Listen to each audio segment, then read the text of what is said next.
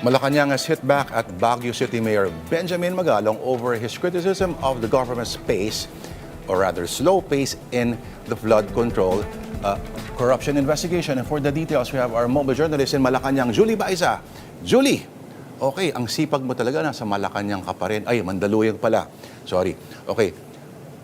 Ano ang sagot ng palasyo sa puna ni Mayor Benji Magalong?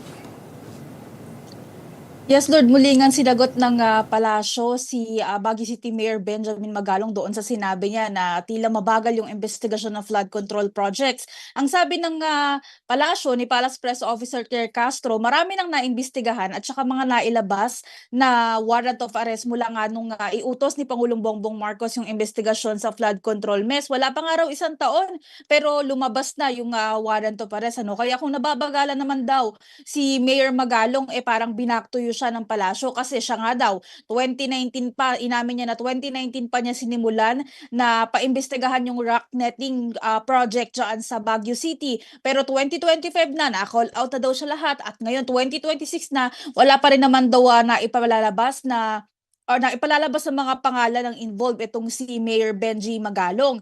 At anim na taon na rin daw yung lumipas, Sino daw ba yung maituturing na mas mabagal, ang sabi ni Castro. At kung meron din daw mga mamimintas at magsasabi nga ng mga ganito tungkol sa palasyo, dapat daw may kakayanan din silang kumilos para makatulong sa gobyerno. Hindi raw sana puro pamimintas lang at pamidya. Wow. Okay.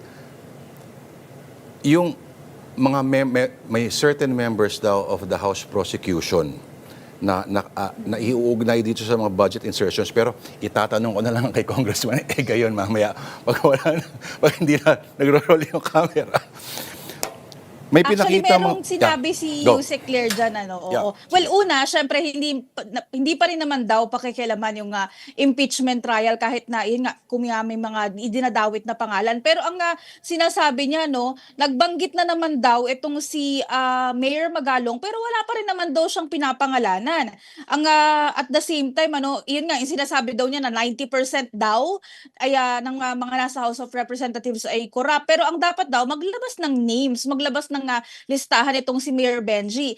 Ang sagot pa nga rin ng palasyo, mas maganda nga rin daw ang itanong sa kanya yung ibang mga usapin na ipinupukol na binanggit ni Yusek Claire, gaya daw ng mga 30-30-30 at yung 777. Yung mga issue daw na yun, yung mga dapat maimbestigahan. So, again, ang sinabi niya, maglabas na lang ng proof, maglabas ng pangalan, tukuyin kung sino yung mga sinasabi niya para mas mibigat daw yung mga aligasyon ng mayor.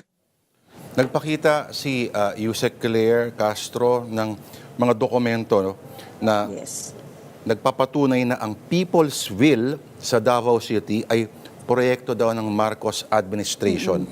Una sa lahat, ano ba yung People's Will na yan? At meron bang debate tungkol sa kung sino ang nagpasimula niyan? At kung kaninong pera ba talaga yan?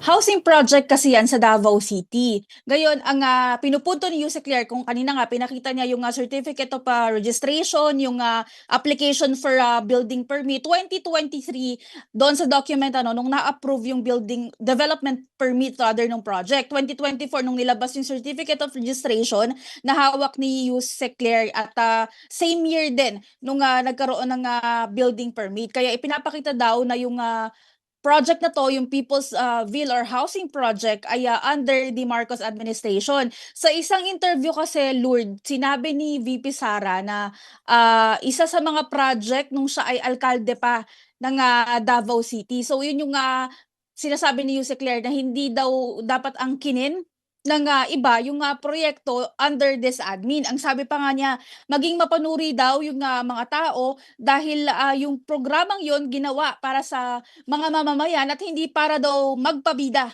yung sino man at dyan sa Davao City. Nag-credit grabbing, kumbaga. Parang ganun yung pinupunto ni Yusek Claire kanina, Ang nakita lang kasi natin yung part nung video na sinasabi nga yun ni VP Sara. But I asked Yusek Claire then after the briefing. Sinabi nga niya na yun, may nabanggit nga daw ang bise. Okay. Julie, ito napakalalim na tanong nito, no? At baka kailangan mo ng philosophical Parang alam ko na yan. background dito. Ano raw ang napag-usapan ng recent meeting ng First Lady at ni Chris Aquino? Wala daw, hindi daw nakarating kay Yusek Claire kung ano yung napag-usapan, hindi siya nagbigay ng any information although itinanong natin. Pero yun daw meeting na yan, Lord, nagpapahiwatig daw ng magandang relasyon nung dalawang pamilya. So yun na muna daw sa ngayon. Pero kung may ready daw or pwedeng mailabas sa atin na information si Yusek Claire, sasabihin daw niya. Baka daw kasi sa ngayon dahil kaya walang nakakarating sa kanya dahil hindi pa siya allowed to speak about it.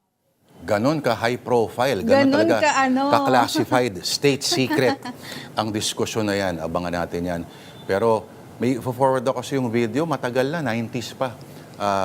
Julie Baiza, sa isang programa na now defunct, na nagsama for the first time ang Pangulo ngayon at ang dating anak ng dating Pangulo. Tunay na roots talaga ng pagkakaisa. Sa Bisaya, unity kumbaga. Alright, maraming salamat sa iyo. Julie Baiza, magandang gabi.